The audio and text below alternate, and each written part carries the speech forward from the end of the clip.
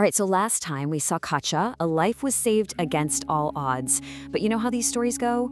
Victory is almost never the end of the road. It's usually just the beginning of an even bigger fight. And that's exactly where we are. We're about to see just how far a student's resolve, a daughter's love, and a father's incredible power can be pushed. Welcome back as we dive into the second death. So, let me ask you this. What happens when your enemy learns from their mistakes? I mean, really think about that.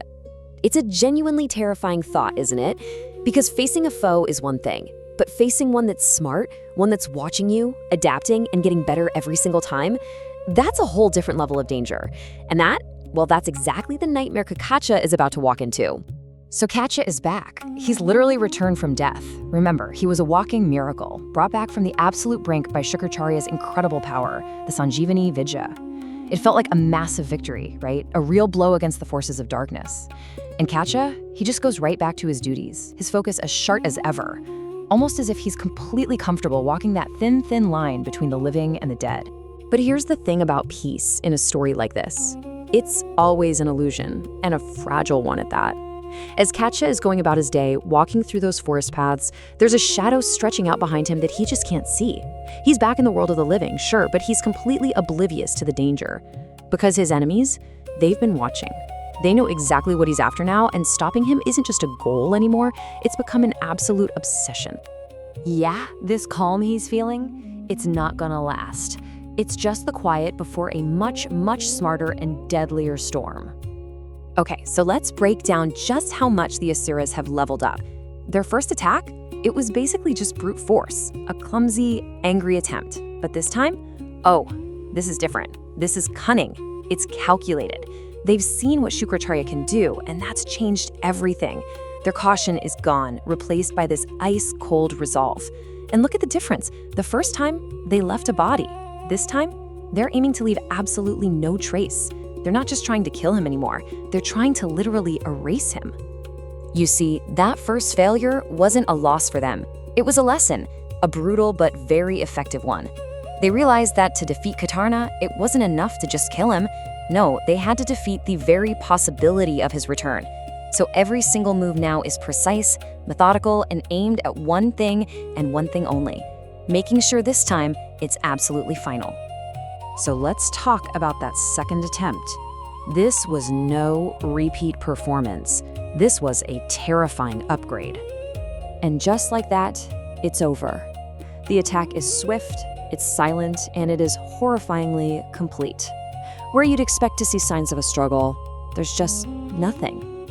An eerie, profound silence. Because the Asuras finally understood the most important lesson. A body is an anchor. It's something for Shukracharya's power to lock onto. So this time, they made sure there was nothing left to find. And you know who feels that silence the most? Devayani. That complete and total emptiness is what finally breaks her. Her first fear when he disappeared before, that was like a slow, anxious burn. This is a knife straight to the heart.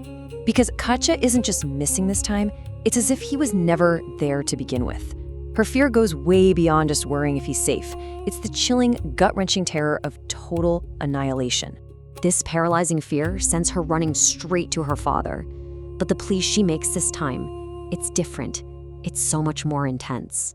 Yeah, this isn't her just asking for help. This is a demand. It's a demand born from the absolute depths of desperation. Think about it. She's already seen one miracle. She knows it's possible. So the thought of losing him again, it's just unbearable. She flat out refuses to accept it.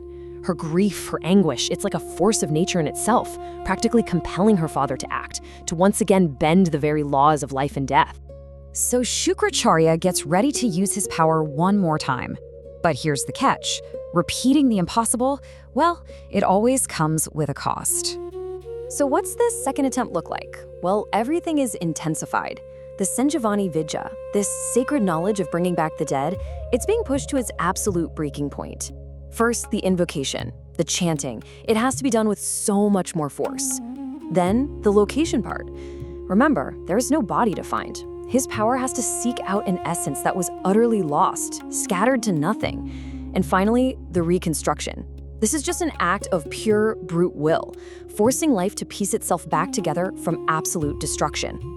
and you can just feel the strain. This isn't just hitting repeat on a miracle. This is a massive escalation. Shukracharya is literally fighting against a more perfect, more complete form of destruction this time, and it demands so much more from him. You can tell the magic is harder to control, the outcome, way, way less certain. And yet, against all odds, he does it. Kacha is literally ripped from the void and brought back to the world of the living. For Devayani, it's this moment of just overwhelming relief. For everyone else, it's a staggering, unbelievable display of power. But even in this moment of victory, something feels off. This one feels temporary. Because in this moment of triumph, a really dark realization starts to sink in. The Asuras weren't defeated by this, not at all. They were educated. Just think about it. They saw the first revival and they adapted. Now they've just witnessed a second, even more impossible revival. And from that, they're drawing a brand new and far more sinister conclusion. It's a game changer. They're not just learning how to kill Kacha anymore. They're learning how to kill the magic that keeps bringing him back. And that is the truly terrifying thought we're going to end on. The Asuras are now convinced they've found the loophole, the one perfect method of destruction, so total, so absolute, that not even the legendary Sanjeevani Vidya can undo it. The stakes have been raised as high as they can possibly go, which sets the stage for their third, and by far their most diabolical attempt yet. What they do next, you're not going to want to miss.